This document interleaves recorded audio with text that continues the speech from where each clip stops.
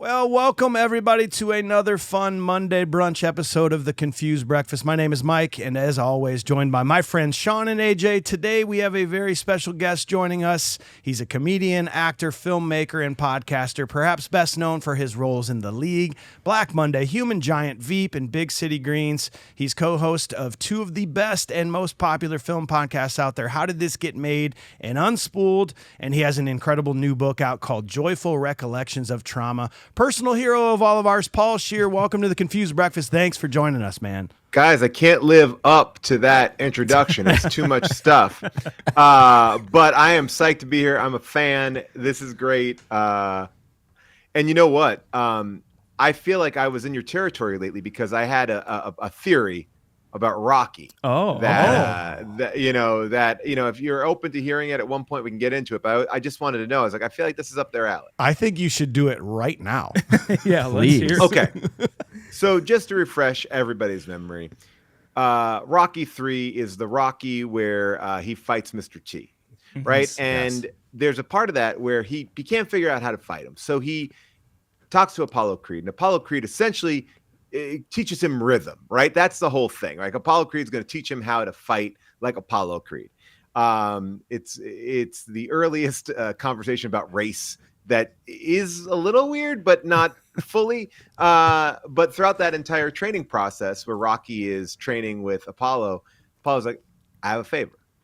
At the end of this, will you do me a favor? And Rocky's like, yeah, I'll do you a favor. Yeah. What is it? And he's like, What favor? When this is done. A favor. I'll do you a favor. So the long story short is, Rocky defeats Clubber Lang, and Apollo's like, all right, hey, Rock, I asked you for that favor. And Rocky's like, yeah, what is it? He's like, you and me, one more fight. You won one, I won one. Let's fight for a third time to see who is the best. And the end of Rocky 3 ends on the two of them colliding. It's like, what do you, is that? I want to say it's not a Neiman Marcus, but a Leroy Neiman painting, like, this kind of awesome, painting of the two of them going at it. I have it in my house. I have a copy of that in my house. I'm going to be honest with you. Oh, by the way, it's beautiful. It's awesome. Kind of cool. So that's how Rocky 3 ends. Rocky 4 begins with, Rocky kind of pulling up to his house. He's got a black eye and he's wearing like a hat. And they don't really talk about who won the fight. The kid's like, Dad, how you get that black eye? He's like, a friend gave it to me. Right. But we don't know how the fight goes down. But the whole premise of the fight in 3, according to Apollo Creed, is no one's around. This is just for us. We're not going to talk about it. But then Apollo, sees this, Dolph Lundgren's character in Rocky 4. He's like, I want to fight. And all of a sudden you start to realize, man, Apollo really can't keep his mouth shut. Apollo wants to be in the mix too much. And I think Rocky starts to realize, oh, shit, he's going to tell people about our fight. And I lost that fight, right? So that's my theory. Rocky lost the fight. Whoa. And he starts to get a little, like, in his head, like, oh, no, is Apollo going to start telling people that he beat me in a secret fight? Like, I know we promised secrecy, right? And so he gets in the ring with Apollo. And and Dolph Lundgren's like kicking his ass, and he's like, well, if I don't throw in the towel in time, exactly. I think I get out of this. I think hey, the secret dies here, and this is what I think. I think that Rocky was slow to throw in the towel. And people are like, Rock, why didn't you throw in the towel? He's like, well, you told me not to. It's like, yeah, but your friend's being killed. I'm just trying to be a good friend. But no, he was trying to keep that secret safe because he only reveals the secret to Adonis Creed in Creed 1. Correct. When, he goes, he's like, hey, who won that fight? He's like, you're dead. You're dead. You're the best. So we know. Yeah. Yeah. so we know this is it. Rocky purposely killed Apollo because Apollo can't keep his big mouth shut. And that's why he's guilted into training Creed. That's right. God. It's like, I guess that means the moment in number 4 when he cocks back that towel, he has this moment of like, well, that's it, because he holds it right. Yeah. And I think what he's calculating is, when can I throw it so it looks like I did throw in the towel, Yeah. but also that he'll be dead? It's I was in slow motion. I don't know. I don't know what you want me to do. Like, You know, and like, you know, and like, look, Duke could have thrown in the towel. Who knows? But I think Rocky's like, oh, I'll throw in the towel. no, I'll be the I'm one. towel guy. I'll take this responsibility. And then also, it seems to me that Rocky didn't train him at all. I mean, we won't even go on that route because like Rocky is his ringside guy. Like, doesn't seem like Rocky and him do any training for that fight. No. Any. And this is a man that when we see him on TV, like, granted, he may not be as good as Apollo Creed. Like, they don't know that yet, right? But the videos that they're watching where he's like breaking machines with his punch power, you would think like Apollo would be like, you know, maybe I'll get a couple moves in here. Rocky's like, yeah, you don't need training, bud. You're good. You're good to go. Maybe we should take a couple of weeks here, Apollo, Yeah. just like a couple extra, and really take some time to evaluate this, because I don't think you put any thought into this other than the clout. That's it. Well, There it is. Paul, he did ask me what an uppercut was. I thought that was a little weird. Well, it's obvious that love we're in that. good company with you, man. Yeah, that was a cool thing for us to hear. You know, Bert Kreischer was kind of a big deal for us in kind of bringing us into mainstream culture a little bit. And then when I saw your name pop up as a guest on Bertcast, I was like, oh, Bert's he's gonna talk about us for sure to Paul. And of course he does. And it's been cool to follow you around and know that we're kind of in the same lane. But I think we're gonna have a lot of fun talking movies. But I think first we kind of wanted to talk about your But book I a just little bit, also if that's want to okay. underline. Well, hold on. I want to underline something here. I knew of you guys before Bert brought you up. Like, it wasn't like Bert was like, I'm like, well, who are these guys? I have TikTok. I got an algorithm. You've been following us for a while. I know you have. Yeah. Come on. I just want to make sure. Don't give it all to Bert. But yes. Oh, we've been big fans for a long time, and I mean, I once I started listening to How Did This Get Made? I don't know, maybe 6-7 years ago, something like that. Oh man. Awesome. And then through subsequent episodes, I hear that you're writing a book, and like sometimes you'll do like, oh, when I do the audiobook, I want you guys, you ask the crowd questions, which I thought was really cool. Why did you decide to write this book now, and how's it going so far for you? Well, first of all, look, I feel like I finally have something I can put on my gravestone, which is New York Times best-selling author. Hell yeah. Which honestly, like I feel like I want to wear that, or like I'll get a chain with that on there. No, that was like kind of the coolest thing. Like to get on that New York Times bestseller list was awesome, and truly because of everybody who has supported me in this, and that really is like the listeners have had this get made and Unspooled, and it's amazing to see the book continue to sell week after week, and it really was like this labor of love. And I'll say that I've been doing How Did This Get Made for 14 years, and very organically on that show, I will tell these weird stories about my childhood, whether it's like how I was like a milk attendant at my school where I was, skimming money and milk off the top, and pocketing it, or, how my grandma told me not to answer the door to strangers because there was a rogue butcher going around killing kids and making them the chopped meat sandwiches, so I've been telling all these stories, and I saw like online over the course of many years, like, oh, here's a YouTube compilation of Paul's most harrowing stories. And here's a Reddit thread of the most, the most challenging Paul stories. And, everyone's like, oh, you should write a book. You should write a book. And, that's a easier said than done, right? It's like writing a book is you have to actually write a book. And I thought about it for a while, and I knew that on some level, the stories that I told, the anecdotes that I told on How Did This Get Made were simply that. They were just anecdotes. They were just fun dinner table kind of conversations. They weren't planned. They were just kind of, oh yeah, I'm remembering this part of my life. But I also knew there was a part of my life I really never speak about that kind of mixes together. So when I started to write, I was writing just the anecdotes. I was like, oh, I'll tell you a story about working at Blockbuster. I'll tell you a story about, meeting Christopher Walken, whatever it is. And then what I quickly realized was like, it wasn't enough. Like it wasn't worthy of a book. And I just started to go a little bit deeper. And I was doing this all before I sold the book, which is actually, I'm so happy I did this. I had some time to really think about what I wanted the book to be. I didn't want the book to be like, here are my top 5 favorite movies. And here, and an essay about Tommy Wiseau. I could do that. I would love to do that at one point, but I didn't want this book to be that.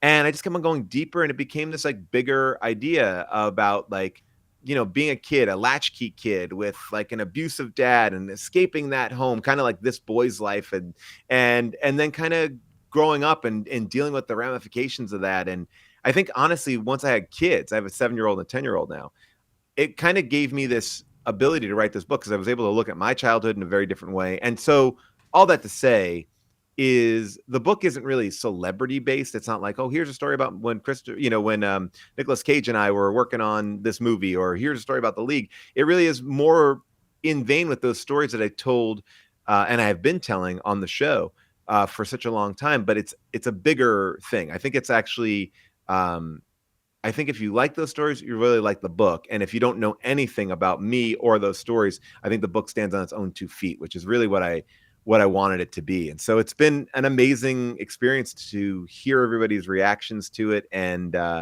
it goes dark, but it's Joyful Recollections of Trauma, which is like, I think I look back on like some very traumatic things in very positive ways, and I think that's where the title came from, that idea that it's like, oh, I didn't even realize that this is dark to you because it wasn't dark to me. And I think that's part of the fun of the book. And the audiobook is, kind of a mix of different media in there. And yeah, I've been having a lot of fun with it. And what I realized also is like, a book is like a race that is never ending. It's just like, you just keep on selling the book. Yeah. I really loved it, man. I thought I related so much to it sometimes, and it's just such a fun read. I thought the story about Christopher Walken, I don't want to give it away, but it has to do with some lights off. Yeah, well, I mean, I could tell you. I mean, I'll tell you the story. I thought you were gonna make me hate him, and I was like, oh no, I love him even more. Well, yeah, everybody gets really nervous because, obviously it's called Joyful Recollections of Trauma, and you're prepared for some trauma stories. And when I got to go meet Christopher Walken, I was given 1 or 2 pieces of things I had to follow. They said, if you want to meet him, no cameras, no parents. And I'm like a 12-year-old kid, and I look at my dad, and at this point too, by the way, I don't know who Christopher Walken is. I kind of know my dad's like, oh, he's the bad guy from View to a Kill. I'm like, oh, Max Zorin? Okay, I'm in. But I don't know Deer Hunter. I don't know the oeuvre of Christopher Walken. And he's filming Communion at the time, right? Which is such a wackadoo, amazing movie, which I only watched like 3 weeks ago when we did a How Did This Get Made live. So it was really kind of fun to see it come together. So I walk into this warehouse, this abandoned warehouse with the security guard. Security guard kind of ushers me into this room and closes the door behind me. He steps out, and here I am alone in a dark room with Christopher Walken coming out of the shadows. And if you've seen Communion, he's freaky looking in that. Like, and I actually believe I saw him in the scene where I can't even unpack Communion, but he's got a pencil thin mustache and his hair is slicked back. So he's not the Max Zorin that I'm expecting to see, right? He's this freaking weird dude. That's a price. And, dude. And I apologize for trying to do a Christopher Walken accent. As I've told this story more, my accent's gotten worse and worse. But he's like, he came out of the shadows and he's like, the light hurts my eyes. And I'm like, oh, okay, great. Again, I'm in the school of like, I'm not talking to celebrities. I'm like Disney World. Like I'm holding out an autograph pad and giving them a pen, like sign, I have no interest in talking. I don't even know that's an option, and he's like, do you believe in aliens? And I'm like, yeah. I don't know what I'm saying. And he's like, good. Yeah. We're making a movie about aliens, scary aliens. And I'm like, yeah. And, and I feel like he's trying to connect. And I'm in like 6th grade. I don't know how to connect to an adult, and he gets down on both knees. Oh my God. He puts his hands on my shoulders. He grabs me really tight where my head and his head are like, we're eye to eye. And he's just like, don't let anyone tell you what you can or cannot do. And he like released me and then signed my autograph, which, was actually, my dad was a pharmacist, so I didn't have an autograph pad. I had like a drug prescription pad or like an advertising drug. So he signed on a Vicodin, his Vicodin on top of Christopher Walken in the center of that page. And he just sent me on my way. It was the best experience I've ever had. And people have told me like, hey, do you want to meet him again? I'm like, Absolutely not. No. That was the best. I understand, like, when, like, I don't want to double dip into that pond. Like, I had a great experience with Chris Walken. It can only go downhill unless he did the exact same thing. I love that story. I mean, I got to say, you did nail the accent on the audiobook. So I think you got it on recording. That's the important one. That was what I really tried to do. I really tried to perfect it on recording. I think also there's a fear of doing it. Like Christopher Walken is like a cursed impression now. It's like everyone does one. So then you're like, am I trying too hard if I'm doing this? And now I like, but for the audiobook, I really did try. Oh, I'm sorry if you're, oh God, fire alarm is going off. I don't know why. We thought that was in our house. Is that your house? Yeah. Seems like it is. Hopefully it'll go off. Well, you speak about Joyful Recollections, which I think is interesting because that's essentially what we do on these podcasts, talking about looking back on movies joyfully and nostalgia. First of all, I just want to point this out. You started How Did This Get Made in 2010. I didn't even know what a podcast was in 2010. Neither did anyone else. I mean, we would tell people like, hey, we have a podcast, and people would be like, what's that? And they're like, okay, so, radio? It's like radio, but you can listen to it at any time.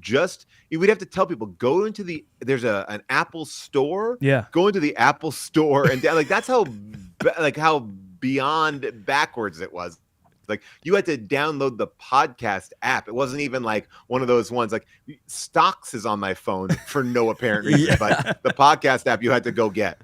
Well, it was hard almost to get. Yeah. Well, what have you learned over that amount of time doing this kind of classic rewind, this look back on movies? What do you think it is about this looking back on classic movies? Because, by the way, I was naive when I called these two guys up and I'm like, I got an idea. We're gonna talk about classic movies with a modern eye, and no one has done it. And Sean kind of looked at me. He's like, yeah, a lot of people have done it. The first thing in my head was How Did This Get Made? But here's the thing, right? And I do think this is like really important for anyone starting a podcast. It doesn't make a difference who else has done it, because why people are tuning in, why people are listening is because of you three. That dynamic is you can't replicate that. Like, the three of you are not Jason, June, and I.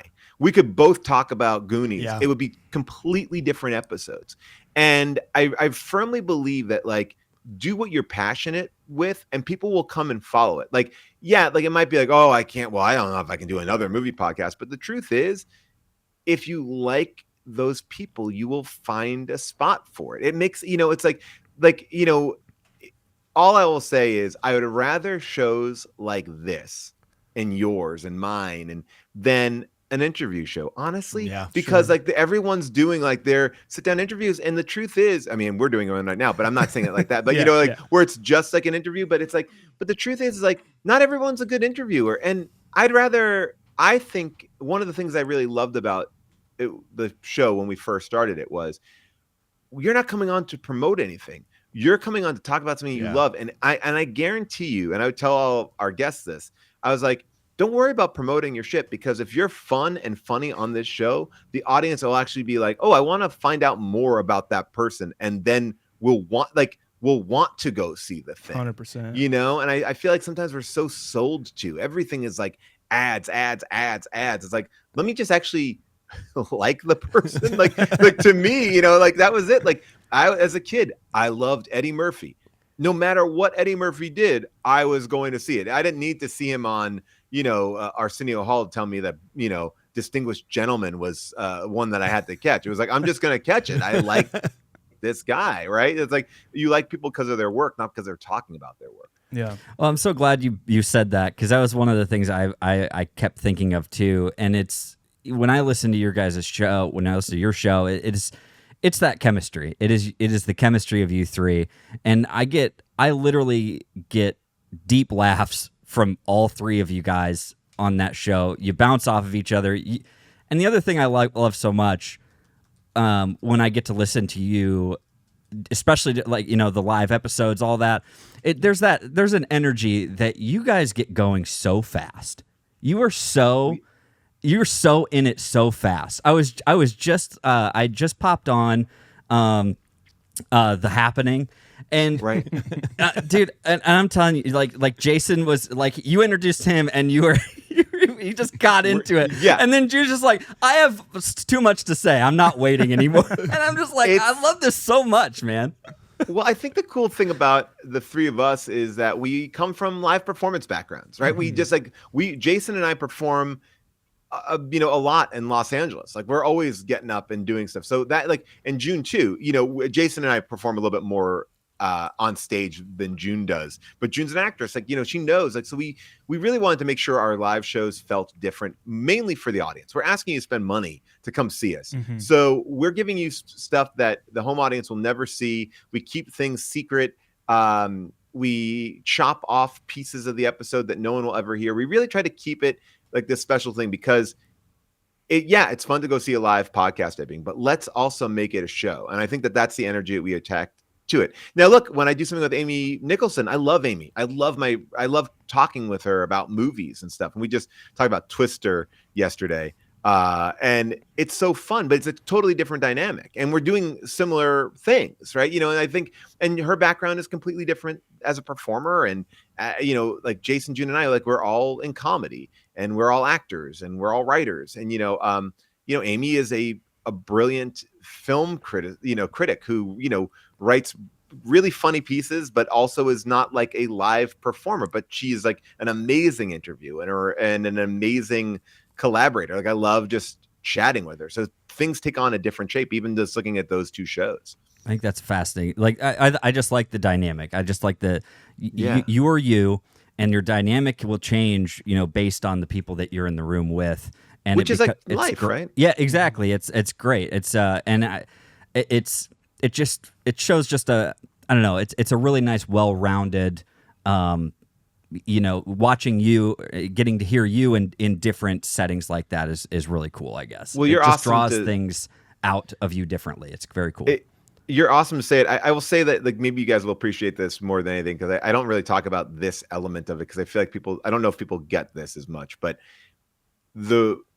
one of the things I always thought about with How Did This Get Made when we first started, again, podcasts were new. It wasn't like there was a million podcasts out there.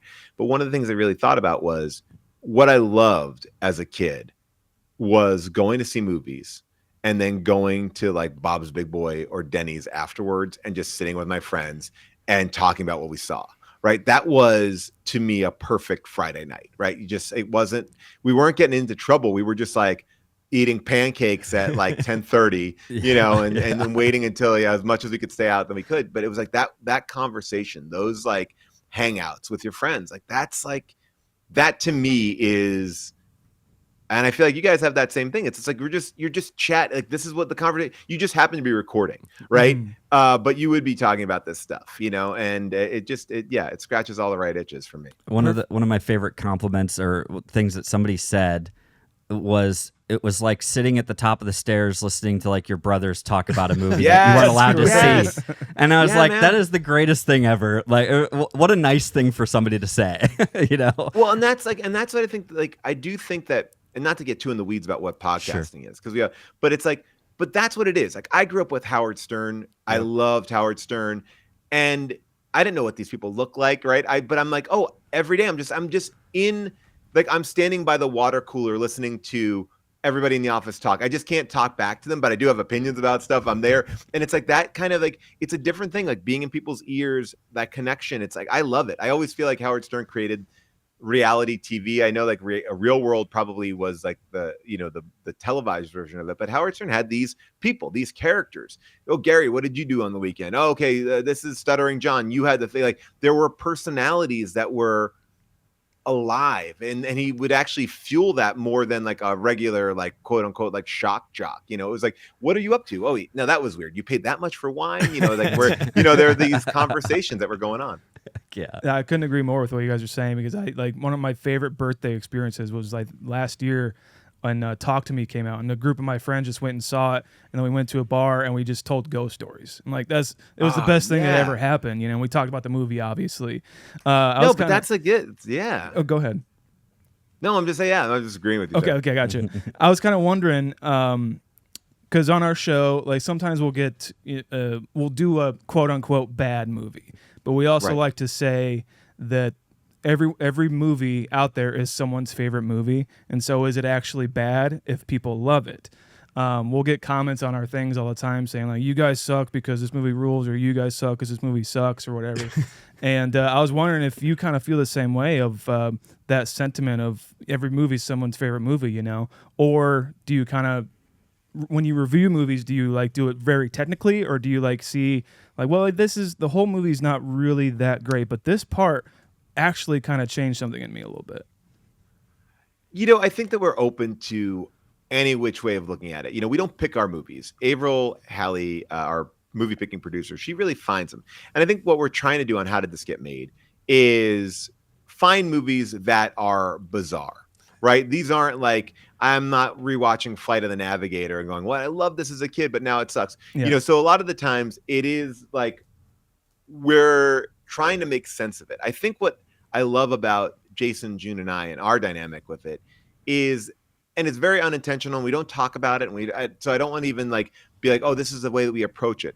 We just don't. But we are actors, writers, and producers. So we've been in movies that people don't like. We've been in movies that people do like. We've been in shows. We know how it's actually done. I think what we have a lot of fun with is trying to make the characters real and be like, all right, so hold on. So he works in that building, but he also is a firefighter? Right. How many hours a week is he doing? You know, it's like we're unpacking it a lot of the times, less from a technical standpoint, but more from like a logic standpoint, trying to like get to the bottom of it, trying to find some other ways. Like you're almost like using the premise of the movie to go off on tangents about the most like small details. Now, meanwhile, Amy and I, when we do Unspooled, we're kind of talking about it in multiple ways. You know, we're talking about it technically. We're talking about it, you know, does it work on an emotional level?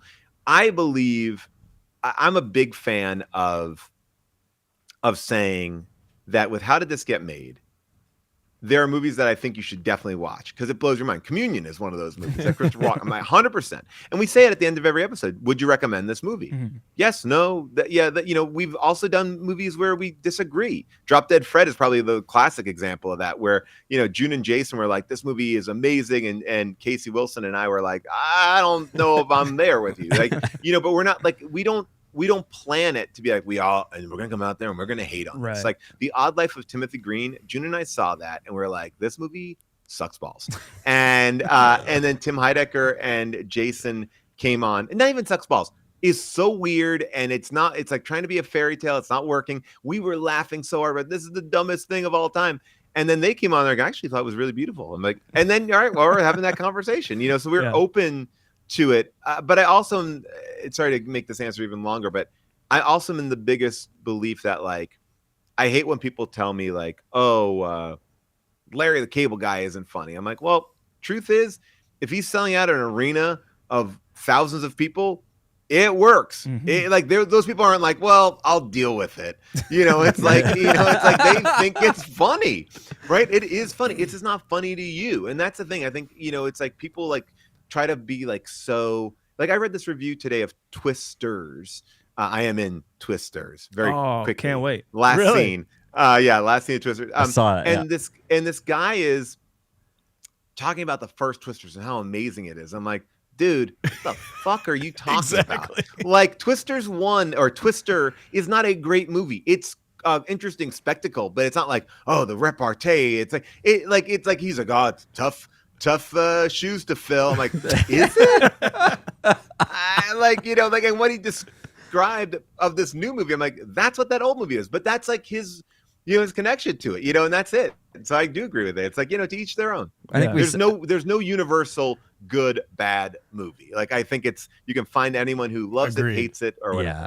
I think I remember we said that original Twister was just an hour and a half or hour 45 of people just yelling, "Come on, come on, come on, come on!" Well, this is what I was talking about this with Amy. Our episode, I think, is coming out in a week. Here's the thing. I think they were trying to do a His Girl Friday thing with like Helen Hunt and Bill Paxton. And I love Bill Paxton, and I want to say it in hushed tones. Like, I think Bill Paxton's great. He is not your guy to carry that comedic thing. Helen Hunt can actually do it, but she was also like basically playing off of a board, you know, in that way. Like, I think if you brought in somebody who had a little bit of like just a little bit. It was supposed to be Tom Hanks, right? And then he dropped out like the last minute, but he like went down to like literally picking the clothes for the character. Like if that character had a little bit more of like, if there was a little back and forth, I think the movie would pop a lot more. I think that that's what they're going for in Twisters. I read the script. I've seen some scenes. I was on set, so I can tell you that like what I saw before this movie comes out, I think that they've achieved that. Cool. But I think that that's what I think that movie is missing. It's like the there is not there. Like this is a guy who is like, he introduced this movie. He's like with Jamie Gertz, love Gertz. Yeah, she's great. And yeah, and she's like, and within the middle of the movie, he's like, oh yeah, we're gonna get divorced. Like not divorced. Like we're not gonna like. They're literally he's gonna walk down the aisle, and like a couple hours have made him feel like he's not. All of a sudden, I don't like Bill Paxton's character. Like he's not even wrestling with that. No like I get like maybe dating, but they're about to get married. Yeah, Paul, one of the things I love most about doing this, we're 4 years now. We're coming up on 4 years or something Congrats. like that. And my favorite part of looking back on this podcast is the movies that we've done that have polarized me in a completely opposite way than I thought I was, where there's been a movie that I loved so much as a kid that once we did it, it was like, no, I stripped this nostalgia away. I hate it. And there's been vice versa. There's been movies we hated as kids that we just didn't understand, like Breakfast Club and like Stand By Me. Right. We're like, those are, I don't know about these movies. Right. But then you watch it as an adult and being in this room with these guys, having the conversations we have where it made me fall in love with it. Can you think back on any podcast you've talked about, any movie you talked about where you have had that movie you hated that now you love so much, and vice versa? Maybe let me talk about it through the eyes of my kids, right? Because I have a 7-year-old and 10-year-old, 2 boys. And I try very hard not to put my likes on them, you know? And so in that way, like, I'm not one of those dads who's like, I like this, you're going to like this. I want to, you know, and so when I suggest a movie to them, I really think it through. I'm like, will they like this? Right. And so a movie that I was always lukewarm on, but now I love, Home Alone. Wow. I think Home Alone is fucking brilliant. Like it is. And I've watched it now so many times because my kids have watched it a million times. Home Alone and Elf, because they're Christmas movies, I'm like, holy shit. Like I always liked Elf. Elf is funny. Of course. Mm-hmm. And Will Ferrell's amazing. And Adam McKay did all the punch up there and didn't get credit for a screenwriter. But those 2 movies, like just beyond being good movies, like structurally sound, like solid movies like that. You're just like, I watch it and I'm just impressed by like the craftsmanship of both of those movies, like really well done. So there's that. But then I'm trying to find something for my kids this week. And we were away in Nantucket. We were doing the Nantucket Film Festival. And I was like, oh, I got something for them. And it was Better Off Dead. No. It was One Crazy Summer. Sorry, One Crazy Summer. Not because I was like, oh, Better Off Dead's tricky because it's like about suicide, 7 to 10-year-olds. And I don't know. But One Crazy Summer, those kids lost their goddamn mind. And I was like, oh shit, this is so funny. It was so fun to watch a movie that I love with them. And then I was like, okay, what else? And I was like, Three Amigos. And Three Amigos, like I remember when I was a kid, I didn't like it. I've grown to like Three Amigos. I think Three Amigos is better than it was, but I actually found them to have the same issues that I had with it. It's like, it's not quite in their wheelhouse. And like June was trying to show my younger son who like loves comedy Bowfinger. I was like, June, that's too Inside Baseball. He's not going to like it. And it was too Inside Baseball. But then I showed him Nutty Professor, another movie that I gave no time of day to. And I honestly, I could write an essay on why that is Eddie Murphy's best performance ever on screen. Like it's everything. And then I'm not even talking about him doing the Clumps and the Richard Simmons. I'm just talking about like him as Clump. Sherman Clump is a beautiful, crazily like detailed performance, especially when you think about a movie about a fat guy, right? That we've seen the Shallow Hals, we've seen all these movies where like fat guys are just like fat jokes. Like this movie does something I think so beautiful where it's like they avoid a lot of those jokes. Like, yes, he's struggling with his weight. He feels not confident in himself. There are like a couple of jokes about him being large, but it really is more about like, how do you navigate in a world that like wants you to be thin? And I was like, that's way more elevated, right? And like, there's fart jokes and everything else, but the movie isn't just 90% fat jokes, which is what you would think at that time. I think that that's such a beautifully nuanced movie. I mean, and look, there's like gerbils shitting in cups of coffee and, and a lot of insane stuff. But there is some, I think it's one of his best performances. Well, hold on a second. I looked at our ratings. We've kept a 0 to 10 group rating on every movie we've done. We've done 165. And just to reiterate that we're on the same page, Home Alone, out of 165 movies, is our 18th highest rated movie. I mean, and we've done some bangers. So if that tells you how we felt about Home Alone, I think we're absolutely on the same page. Just the pratfalls alone in that are just incredible looking. It's... Whenever Harry and Lloyd are just fall flat on their backs, it's like, damn, someone did that. Yeah. Well, and I also think that like this is what we're like Harry and Lloyd. I had a comment. I hope I'm not calling him out. But David Lowery, I talked to him one time. He's great director, directed like The Green Knight. Also directed a wonderful kids movie, which I'm not gonna say kids movie. A wonderful movie. It's the live action adaptation of Pete's Dragon. Really beautifully. It's a beautiful done movie. And we were talking about this idea like, for us, our age group, movies were everything. Like if I got to go out to see a movie, I would be so psyched. I was like, oh, we're going to go see a movie. And my kids, it's harder to drag them to movies. They like Mr. Beast and they're watching YouTube clips. And like movies are, they'll watch movies at home, but they have no real, like, I want to go see a movie in the theater. And if I do, I bring them to Alamo Drafthouse and I have to like ply them with like, as many, like I'm basically bringing them to have snacks. Like, and like the movie is secondary. But, we were talking about this, like watching these movies as kids, they gave us empathy, right? They taught us like, how does it feel? Like we watch E.T. die.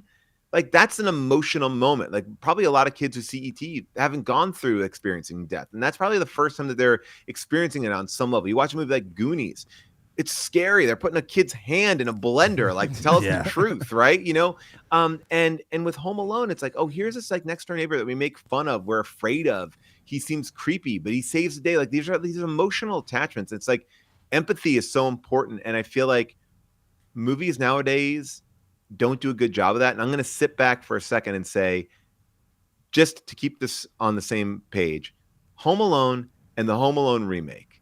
Right, that Home Alone remake sucks. Like, and it sucks because it eliminates danger.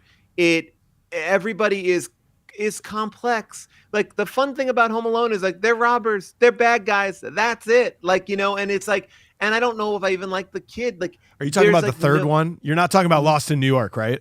No. Okay, I'm talking about God. the one that just came out. No, Lost in New York is great. Okay, the good. one that actually, that's one that I really got a lot more respect for. I'm talking about the one that just came out like last year on Disney Plus. It just sucks. Like it's like, and again, I'm not like saying it like it just. That's a perfect example of they just remade Home Alone and they took away the blueprint's there. Make that same movie, and they couldn't even do it because they can't show a kid being in danger. They can't show a kid doing this, and it just drives me nuts. Like, but that's the stuff that we grew up on that I think actually made us better. Observers of stories and actually made these movies work. It's a perfect example of like like you say, let's make these characters more complex. Let's try and understand maybe where these robbers are coming from. I don't know. I didn't see it, right? But it's like, oh guys, please watch that movie. I need you guys to watch this. I need you to watch it because I need you to like at one point I want to and then text me and tell me what you think. Okay. Definitely will. Like, but it's a great example of like, let's make it like more complex and really add and make it brighter. And it's like, how are you doing all this? And it's just absolutely not deep at all. Whereas the original one, you're right. You're not really diving in too hard into these characters. The parents went away. Family's going on vacation. We see a little bit of Kevin interacting with his family. We don't need an understanding of why these robbers are robbing. They're robbers. That's what they do. It's like we're not asking for like life backstory on Marv, right? Like right. We don't need to know why they're robbing. We don't need to like get We don't need that. And it's like but somehow that story feels so much more deep because I think maybe it's because we get to, like you say, kind of put our own kind of spin on it. We get that we take that empathy and we're like kind of applying it to the characters, and we kind of make it our own version, I guess. I don't know. It's very interesting. I think that happens with with sequels all the time. The sequel of a movie always ends up coming out brighter and more fun and whimsical, and it doesn't feel as deep as the original movie. Like what did we just do? We just did one. Or Ninja Turtles and Ninja Turtles 2, if you ever saw those two movies. Yeah, of course. And those, I think it's a perfect example. Number 2 was fun, but it was not what number 2 was fun, but not what number 1 really was and brought to the table. It's such an interesting thing. I was talking about sequels the other day, because how do you do a sequel? Like, I think oftentimes the best sequels are for action movies, like James Bond going on another adventure, right? Yeah. I think that Lethal Weapon was able to figure out like the sequel of it all. I was like, okay, they're kind of, you like them together. They actually work well together, right? And then they continue that dynamic with, and I think that Lethal Weapon 2 really works well. It's more fun. It is brighter, but it still has darkness in there. I mean, there's a whole thing about his wife and his girlfriend gets killed. Like, they find that balance. It's hard to reset with the same things. Like I was very lucky. I got to work on Galaxy Quest, the reboot of Galaxy Quest, right? For 2 years, that was my baby, and I loved it. And I walked away very happy that I didn't have the responsibility to bring it to the small screen, because my point of view with Galaxy Quest was, okay, that movie has a beginning, middle, and end for those characters. It's so bad to put them back into space. Like, it's like that was a lot of people I was talking to in the beginning were like, no, like they should have another adventure. I'm like, but okay, look at it like this. Galaxy Quest comes out, Comic-Con, Star Trek conventions are for nerds like me. I went to Star Trek Grand Slam conventions. I went there in the Penta Hotel. Like, I did all that stuff. I love that stuff. But it was very much like a niche group of people that were there. Passionate, but niche. Now, you look at Comic-Con, Hall H, and it's packed, and you have people sleeping outside, and Twilight's there. And I'm like, sci-fi, all the Marvel movies have made this into a big deal. So my starting point for Galaxy Quest was, you have a J.J. Abrams guy who is rebooting his favorite TV show, which is Galaxy Quest, as a movie, right? So Galaxy Quest, a TV show, going to be rebooted, and it's got all this star power in it. So you have all these like A-list actors in this thing, and then on the side, we're cutting to Tim Allen, who is now back to being like he had this adventure, but he's like pissed off he's not in the movie. I had a whole joke that like Alan Rickman is actually in the movie, even though he was dead. Like his family gave him like the life rights to use his character as like a talking, like they brought him back from CGI, like Peter Cushing, and he's so fucking big. I'm alive and I'm not in this thing. And like Egon or something. Exactly. Right. And so the idea being like, I wanted to like really embrace this idea of like, the first movie was like B-list stars finding a purpose, and feeling reinvigorated about their life. And I was like, well, what if I do like A-list stars who are on top of the world, everything is catered to, and then essentially the ground is ripped out from under them, and now they actually have to work and fight and do this thing. Like, it's the same way of telling a story, but it's a different thing. And I would talk to some producers, and some producers were like, no, we just want Tim Allen to be up there again. But then I would talk to like some of the stars as I was pitching them their ideas, and I'm like, this is where your character is now. This is what's going on now. And and the people I talked to were like, oh my gosh, I love that. Because it's like not playing the same thing. I had basically my old cast, while the new cast is up in space, the old cast was kind of being hunted down Terminator 2 style.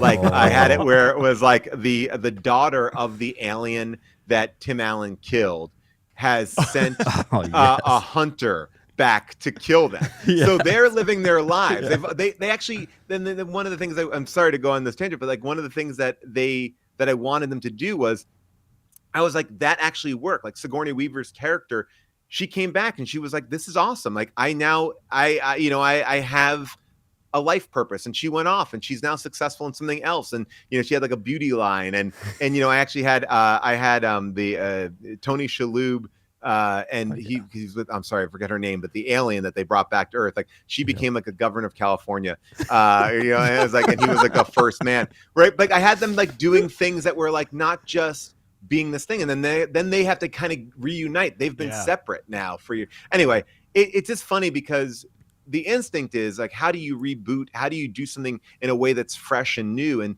I think a lot of times people are like, no, just do the same exact thing, but you've already seen that magic trick. It's like, just do the same magic trick again. That's why magicians don't do the same trick. Yeah. That's a good point. It's a good point.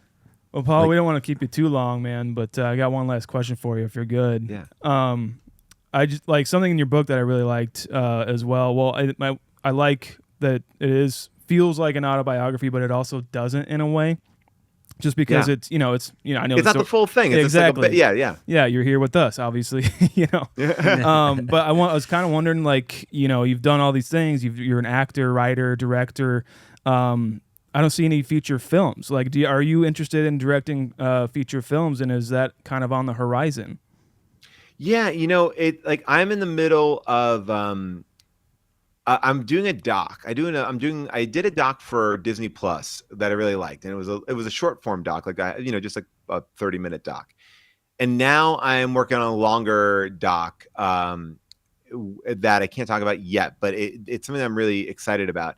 I love it. I would like to direct a movie. I think for me, I also still want to be in a movie, and then I wrestle with like, can I do both? Can I do both effectively? Like when I was on NTSF, I was directing episodes of NTSF because I was like, oh, I can do both. I understand what the show is. I know what I want to do.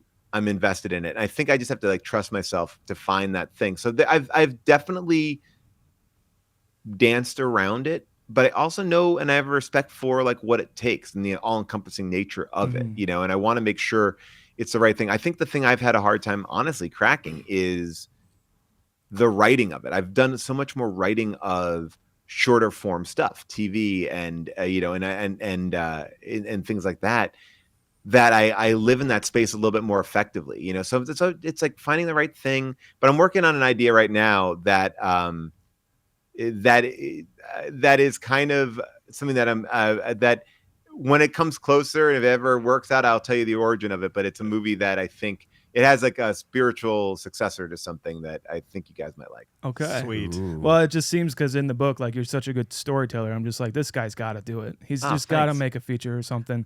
I really love to do it. I really love the book, man, and I implore everyone out there to check it out. It's really fantastic, and thanks so much for coming on. I really, really appreciate it. Mm-hmm. Oh my gosh, guys, I appreciate it. I'm sorry if I talk too much. No, I'm just as excited. Yeah. And then, but I want to ask you guys a question before I go. For sure. All right. I got a 7-year-old. I got a 10-year-old.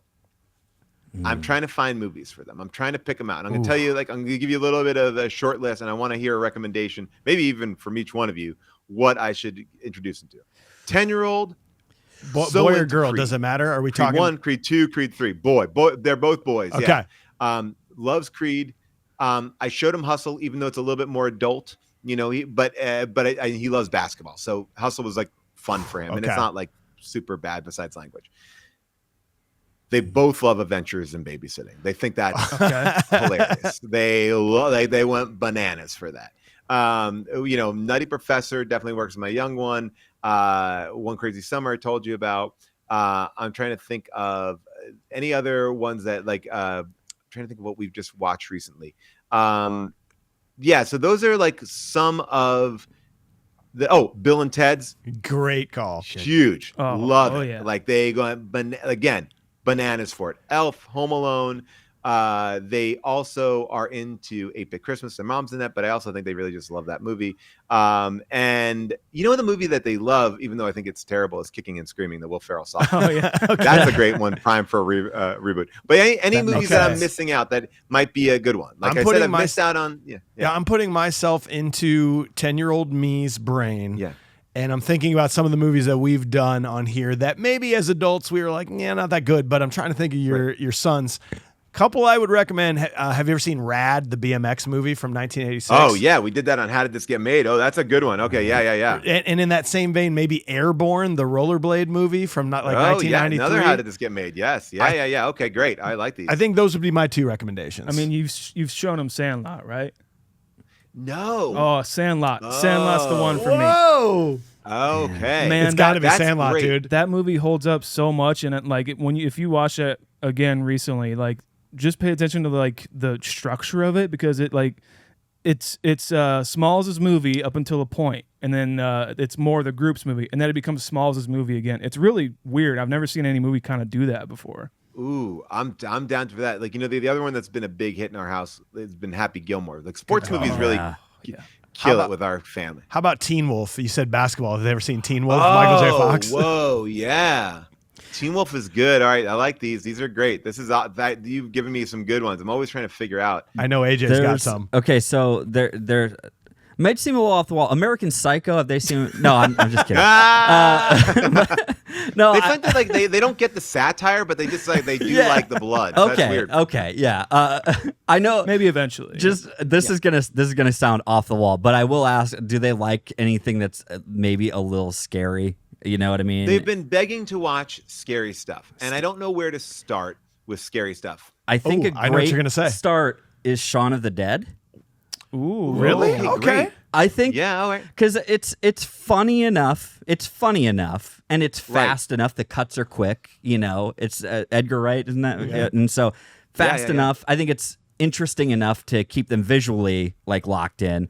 And there's some rough parts in there. I'm not gonna lie. I mean, but at the same time, it still kind of brings you back, I think, to a nice baseline. It still makes it fun to a degree. Right, because at the end you have his buddy who is just chained up. He didn't kill his buddy, but he does kill his mom. He does have to. Yeah. Yes. Tricky, right? Yeah. So I will put that one out there. The other one I was going to say, I just saw it on our list, and I'll see if I can find it again here. Did you have another one, Mike? While you were looking it up, I Well, thought you I were was going to gonna say ask- Monster oh. Squad. I thought you were going I to was say going to Monster ask, Squad. what do you think about Monster Squad? Yeah. Love Absolutely. Monster Squad. I think that's a really, really fun one, and it's that great 80s vibe. Oh, you know what I yeah. mean? Right. Yeah. Wolfman has nards. Wolfman's got nards, man. I think that was my big one. The only No, I love these. These are great. Yeah. This is good. I'm trying to try to put together a de facto list on Letterboxd. I love Letterboxd, and I'm just trying to be what are these movies that are can't miss, because it is true. I think that you only have a couple strikes with your kids, of what they can watch and what they like, and it's and then they stop trusting you. So you got to pick everyone right. You don't want them to roll their eyes at you. You want to be like, ooh, cool. Karate Kid was another one that I thought of. Huge. They love. And then if you mentioned a couple of Christmas movies, the Santa Claus, I think have you guys seen that one yet? We haven't watched a Santa Claus. We started watching the terrible Disney Plus show version of it. Oh yeah. At least that looks rough. Yeah. The original one was the first one was decent. Yeah. It's at least a fun Christmas movie, right? But yeah, Christmas movies are always looking for Christmas movies. Yes. Well, I love. Personally, I love Christmas. It's my favorite time of year. Me too. But yeah, so I'm always looking for the new Christmas movies or other ones to watch. It's hard to figure out what my kids are into, and I will tell you also they love the Sonic movies and the Minions, unironically, which I think there's a whole ironic grouping of people who just like the Minions because they're terrible. I don't know. Strange cult of things. Yeah, it's a very thing. But the Christmas movie I will recommend, and again, my wife is in it. But 8-Bit Christmas is really such a solid book. It might be one of my favorites. I think it absolutely captures what we do on this show, this nostalgia thought of when times were so simple and how kids will never understand. They have their own things to go through. I have a 2-year-old daughter, and she will go through her own things, but they will never understand what we went through when Nintendo came out and riding bikes everywhere. They'll never know. I know. It's so true. It's so true. Well, this has been awesome, guys. I really appreciate you taking the time to talk to me. Let's do it again one time. We'll do something fun. Absolutely. Yeah. Guys, Listen, Paul thank you. Scheer, you got to check out his book, Joyful Recollections of Trauma. Learn more, paulscheer.com. Thanks for being here, buddy. Stick Thanks around. so We'll much. have a special after show conversation. You know what I mean?